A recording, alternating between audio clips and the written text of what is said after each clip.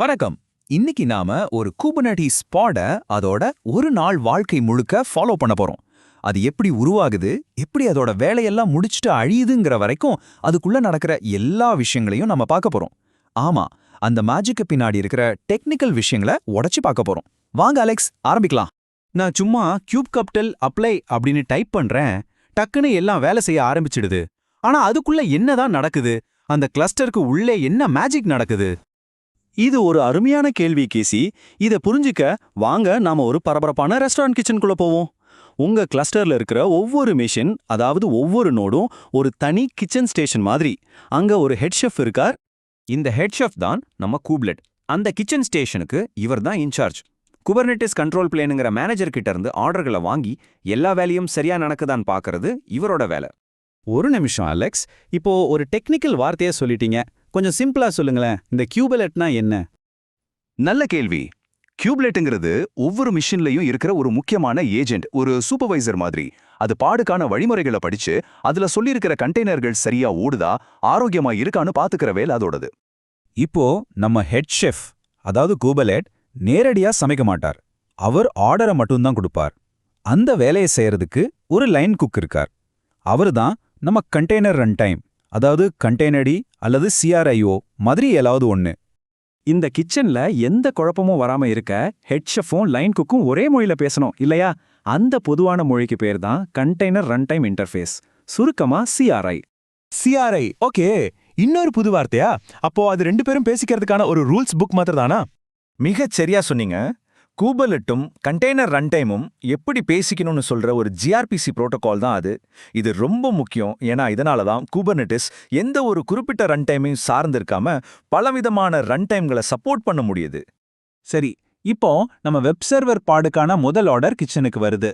கூபலெட் CRI மூலமா நம்ம line cook கிட்ட இந்த கண்டெய்னரை ஸ்டார்ட் பண்ணு அப்படின்னு சொல்லுது. ஆனா நம்ம அப்ளிகேஷன்ஸ் அமைக்க ஆரம்பிக்கிறதுக்கு முன்னாடி குபர்நெட்டிஸ் நமக்கு ஒரு சின்ன வாய்ப்பு கொடுக்குது. இதுக்கு பேர் தான் போஸ்ட் ஸ்டார்ட் ஹுக்.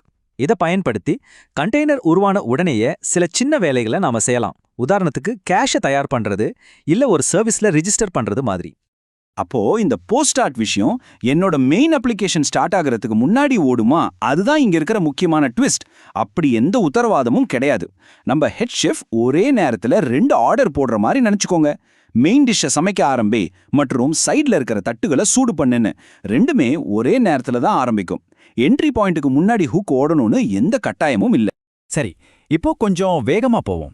நம்ம பாட் அதோட வேலையை முடிச்சிடுச்சு. இப்போ கிச்சனை மூட வேண்டிய நேரம். குபர்நெட்டிஸ் பாட்டுக்கு லைட் ஆஃப் பண்ணிடாது. அது ஒரு மென்மையான பணி நிறுத்தத்துக்கு முயற்சி பண்ணோம். கண்டெய்னருக்கு அஃபிஷியலா வேலை முடிஞ்சது கிளப்புங்கன்னு சொல்றதுக்கு முன்னாடி குபர்நெட்டிஸ் ப்ரீ ஸ்டாப் ஹுக்கை ரன் பண்ணும். இது எதுக்குன்னா நம்ம அப்ளிகேஷன் அதோட ஸ்டேஷனை க்ளீன் பண்ண, மிச்சம் இருக்கிற பொருட்களை எடுத்து வைக்க, இல்ல கஸ்டமர் கனெக்ஷன்களை சரியா முடிக்க ஒரு வாய்ப்பு கொடுக்குற மாதிரி. ஒருவேளை என்னோட கிளீனிங் வேலைக்கு ரொம்ப நேரம் ஆச்சுன்னா என்ன ஆகும்? ஏதாவது டைம் லிமிட் இருக்கா? ஆமா கேசி, இது ஒரு பக்கா ரேஸ் தான். இங்க பாருங்க, பாட நிறுத்து சொல்லி ஆர்டர் வந்த உடனேயே 60 செகண்ட் கவுண்ட் டவுன் ஸ்டார்ட் ஆயிடும். நம்ம ப்ரீ ஸ்டாப் ஹுக், அதாவது கிளீனிங் வேலை அதுக்கப்புறம் தான் ஆரம்பிக்குது. அது முடிய 55 செகண்ட் ஆகுதுன்னு வச்சுக்கலாம். அது முடிஞ்ச பிறகு தான் கண்டெய்னருக்கு டேர்ம் சிக்னல் போகும். ஆனா பாருங்க, மொத்த டைமர்ல இப்போ 5 செகண்ட் தான் பாக்கி இருக்கு. கண்டெய்னர் தன்னைத்தானே நிறுத்திக்க 10 செகண்ட் தேவைப்பட்டா அதுக்கு நேரம் பத்தாது. 60 செகண்ட் முடிஞ்சதும் கியூப்லெட் வேலையை முடிச்சதா இல்லையான்னு பார்க்காது வலுக்கட்டாயமா கண்டெய்னரை அழிச்சிடும். கேட்கவே கொஞ்சம் பயமா இருக்கு. சரி, இந்த ஹுக்ஸ்ல ஏதாவது ஒன்னு ஃபெயில் ஆகிடுச்சுன்னா என்ன ஆகும்? உதாரணத்துக்கு இல்லாத ஒரு கமாண்டை ரன் பண்ண சொன்னா விளைவு ரொம்ப கடுமையா இருக்கும். விதி ரொம்ப சிம்பிள். ஹுக் ஃபெயில் ஆச்சுன்னா கண்டெய்னர் காலி. ஒரு உடைந்த நிலையில கண்டெய்னர் மாட்டிக்க கூடாதுங்கிறதுக்காக இந்த ஏற்பாடு. ஓகே, இப்போ என் பாடு திரும்ப திரும்ப கிராஷ் ஆகி ரீஸ்டார்ட் ஆகுது. இதுக்கு காரணம் ஒரு கெட்டுப்போன ஹுக்கு தான். நான் எப்படி கண்டுபிடிக்கிறது? இதுக்கான லாக்ஸ் பாடுக்குள்ள இருக்காது.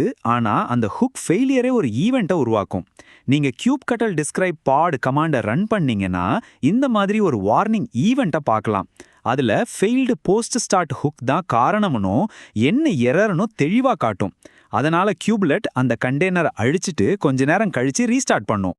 ஞாபகம் வச்சுக்கோங்க, இந்த ஹுக்ஸை செயல்படுத்த உங்களுக்கு சில வழிகள் இருக்கு. ஒரு கமாண்டை இயக்கலாம், ஒரு URL கூப்பிடலாம், இல்ல சும்மா கொஞ்ச நேரம் வெயிட் பண்ண வைக்கலாம். ஆனா தங்கமான விதி என்னன்னா, இந்த ஹுக்ஸை எப்பவும் சிம்பிளாகவும் வேகமாகவும் வச்சுக்கணும். சரி, நம்ம பாடோட வாழ்க்கை பயணத்திலிருந்து கத்துக்கிட்ட முக்கியமான விஷயங்களை பார்ப்போம். கூப்லெட், கண்டெய்னர் ரன்டைம், CRI இவங்க தான் நம்ம கிச்சன் ஹீரோஸ். இப்போ நமக்கு இது எப்படி வேலை செய்யுதுன்னு நல்லா புரிஞ்சிருச்சு. இது நம்மை ஒரு கேள்விக்கு கொண்டு வருது. இன்னும் நம்பகமான, வலுவான அப்ளிகேஷன்களை உருவாக்க இந்த சக்தியை நீங்க எப்படி பயன்படுத்த போறீங்க? இந்த விளக்க பயணத்தில் எங்களோடு இணைந்ததற்கு நன்றி.